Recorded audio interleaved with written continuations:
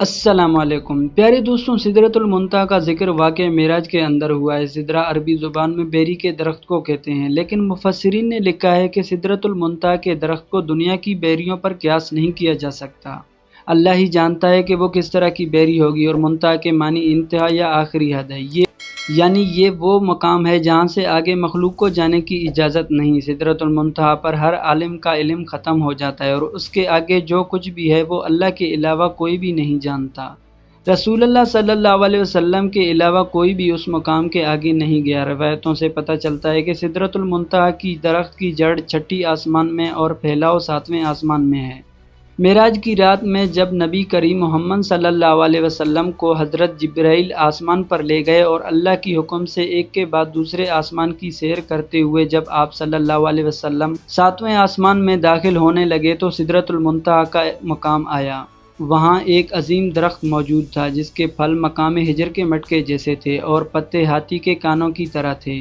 ہجر دراصل قوم عاد کی مملکت کا دارالسلطنت تھا، جہاں کے پتھروں اور پکی ہوئی مٹی کی مصنوعات بہت مشہور تھی۔ 17ویں صدی میں شام و لبنان اور روم کے علاقوں میں سدرہ نامی ایک درخت پایا جاتا تھا۔ دنیا کی بدلتی آب و ہوا اور کلائمیٹ چینجنگ کی وجہ سے سال 1937 میں اس درخت کی نسل ہی ختم ہو گئی۔ مورخین اور ماہر نباتیات نے اس درخت کی اونچائی 150 فٹ اور گولائی 40 فٹ لکھی ہے۔ اس درخت میں ہونے والے پھل بالکل ہجر کے مٹکوں کی مشابہ تھی۔ اس تاریخی درخت کے جلال اور عظمت کو دیکھ کر انسان حیرت میں ڈوب جاتا ہے، جو اپنی دور کا ایک عظیم اور خوبصورت درخت تھا۔ بائبل میں بھی اس درخت کا تذکرہ ریز کے نام سے کیا جاتا ہے۔ حضرت سلیمان، حضرت موسیٰ اور عیسیٰ علیہ السلام کے ارشادات میں بھی بڑے ادب کے ساتھ اس درخت کا نام ملتا ہے، جس میں اس کی عظمت بیان کی گئی ہے۔ زبور میں اس درخت کو دی ٹری آف لارڈ یعنی خداوند خدا کا درخت کہا گیا ہے۔ حضرت داؤد اور سلیمان علیہ السلام نے اپنی عبادت گاہیں اور محلات اسی درخت کی لکڑیوں سے بنوائے تھے۔ سدرہ کی لکڑیوں میں اتنی خوشبو اور چمک ہوتی تھی کہ اس سے بنی عبادت گاہیں نہایت ہی معطر اور صاف ستھری رہتی تھیں، اور تقریباً 400 سال تک ان پر موسم کا کوئی اثر نہ ہوتا تھا۔ شام و لبنان اور یونان کے علاوہ سدرہ کا یہ درخت ہندوستان کی ہمالیہ سلسلوں میں بھی پایا جاتا تھا، جسے دیودار کہا جاتا تھا۔ اس درخت کو ہندوستان میں دیوتا کا درخت مانا جاتا ہے، اس لیے اس کا نام دیودار ہے، جبکہ عرب میں سدرہ کے اس درخت کو ازر کہا جاتا تھا، جسے شجرۃ اللہ کے نام سے یاد کیا جاتا ہے۔ یہ تینوں نسل کی درخت دراصل ایک ہی خاندان سے تعلق رکھتی تھیں، اور اسی خاندان میں بیری کا درخت شامل ہے۔ اس لیے اسلام سے قبل عربی کتابوں میں بیری کے درخت کو سدرہ ہی کہا گیا ہے۔ مختصر یہ کہ سدرہ قدیم دور کا ایک اہم اور نایاب درخت تھا، اس لیے قرآن و حدیث میں سدرۃ المنتہا کو دنیا کے اس بیری کی طرف سے تشبیہ دی گئی ہے۔ لیکن سدرۃ المنتہا جو ساتویں آسمان پر موجود ہے، ان دنیاوی بیریوں کے درخت کے جیسا بالکل نہیں۔ حضرت عبداللہ ابن مسعود رضی اللہ تعالیٰ عنہ نے فرمایا کہ سدرۃ المنتہا چھٹی آسمان پر ہے۔ زمین سے اوپر جانے والی چیزیں سدرہ پر آ کر رک جاتی ہیں، پھر انہیں فرشتوں کے ذریعے وصول کیا جاتا ہے، اور اس طرح اوپر سے نیچے آنے والی چیزیں اس تک آ کر رک جاتی ہیں، پھر انہیں نیچے سے موصول کیا جاتا ہے۔ مفسرین نے لکھا ہے کہ سدرۃ المنتہا کے قریب ہی جنت المأویٰ ہے، جو جنت کا اعلیٰ ترین مقام ہے، اور جہاں قیامت سے پہلے شہیدوں کی روحوں کو ٹھہرایا جاتا ہے۔ سدرۃ المنتہا کے متعلق روایتوں میں آتا ہے کہ اس کے ہر پتے پر فرشتہ کھڑا ہے جو اللہ تعالیٰ کی تسبیح میں مشغول ہے، اور اس کی شاخوں اور پتوں پر سبز رنگ کی پرندوں کا جھنڈ بیٹھتا ہے۔ بعض علماء نے لکھا ہے کہ وہ سبز رنگ کے پرندے دراصل انبیاء علیہ السلام اور اولیاء کرام کی روحیں ہیں۔ سدرۃ المنتہا ایسا درخت ہے جس کی تنے کی چوڑائی 72 سال کے سفر کے برابر ہے، جبکہ بہترین سوار اس کے شاخوں کے سائے میں قریب 100 سالوں تک سفر کر سکتا ہے۔ نبی صلی اللہ علیہ وسلم نے فرمایا کہ سدرۃ المنتہا کے اس درخت کے جڑ سے 2 ظاہری نہریں نکلتی ہیں، اور اسی طرح اس کے تنوں سے 2 باطنی نہریں بھی نکلتی ہیں۔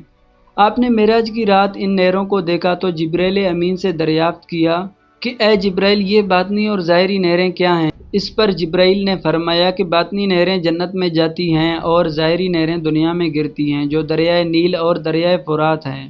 شمالی افریقہ میں بہنے والا دریائے نیل دراصل یونانی لفظ نیولس سے نکلا ہے، جس کے معنی وادی کے ہیں۔ یہ دنیا کا سب سے لمبا دریا ہے، جس کی لمبائی 6000 کلومیٹر سے بھی زیادہ ہے۔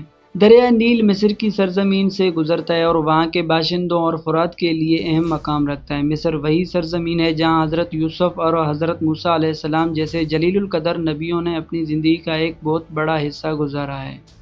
اگر دریائے فرات کی بات کریں تو یہ 2780 کلومیٹر لمبا دریا عراق اور مشرقی ترکی کے علاقوں میں بہتا ہے۔ یہ وہی دریا ہے جس کے کنارے نبی صلی اللہ علیہ وسلم کے پیارے نواسے امام حسین علیہ السلام کو کربلا نامی مقام پر شہید کیا گیا تھا، اور احادیث کے مطابق آپ صلی اللہ علیہ وسلم نے قیامت کے قریب اسی دریائے فرات سے سونے کے خزانے یا پہاڑ کے نکلنے کی پیشن گوئیاں کی ہیں۔ یہ بات ظاہر ہے کہ سدرۃ المنتہی اس زمین سے اربوں خربوں نوری سال کے فاصلے پر کہیں کسی مقام پر موجود ہے۔ لیکن سوال یہ اٹھتا ہے کہ سدرۃ المنتہی سے نکلنے والا پانی نیل اور فرات کی شکل میں ہماری زمین تک کیسے پہنچ رہا ہے؟ ہماری اس زمین پر پانی کہاں سے آیا؟ یہ ہمیشہ سے سائنسدانوں کے لیے ایک اہم سوال بنا رہا ہے۔ کچھ سائنسدانوں کا خیال ہے کہ زمین پر پانی اس وقت سے موجود ہے جب سے یہ زمین وجود رکھتی ہے، جبکہ حال ہی میں ہونے والے ایک تحقیق میں بتایا گیا کہ شاید زمین پر پانی آج سے اربوں سال پہلے خلا سے آنے والے کسی شہاب ثاقب یا میٹروئڈ کے ذریعے یہاں لایا گیا تھا، اور 3 ارب سال سے پانی زمین میں موجود ہے۔ اب سوال یہ ہے کہ وہ شہاب ثاقب جو اربوں سال پہلے اس زمین پر گرے تھے اور پانی کو یہاں لانے کا ذریعہ بنے، کیا وہ اس جگہ سے آئے تھے جہاں سدرۃ المنتہی موجود ہے؟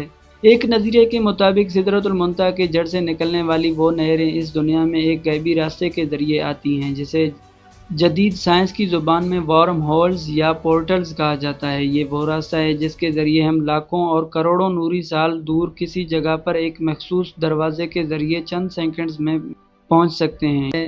یوں محسوس ہوتا ہے نہروں کو اس دنیا میں لانے کے لیے اللہ کے حکم سے انہی راستوں کا استعمال کیا جاتا ہے۔ قرآن مجید میں ایک سورہ المعارج کے نام سے موجود ہے، جس کے معنی سیڑھیاں یا آسمان پر جانے کا راستہ ہے، یعنی ایسے راستے جو اس زمین کو کسی اور ہی دنیا کے ساتھ کنیکٹ کر رہی ہوں۔ جیسا کہ اللہ نے سورہ المعارج میں فرمایا، اللہ کی طرف سے ایسے راستے جنہیں فرشتے اور روحیں استعمال کرتی ہیں تاکہ وہ اوپر کی طرف چڑھ سکیں۔ آخر یہ راستے کون سے راستے ہیں، اور کیا نیل و فرات انہی راستوں اس دنیا میں آ کر بہتے ہیں؟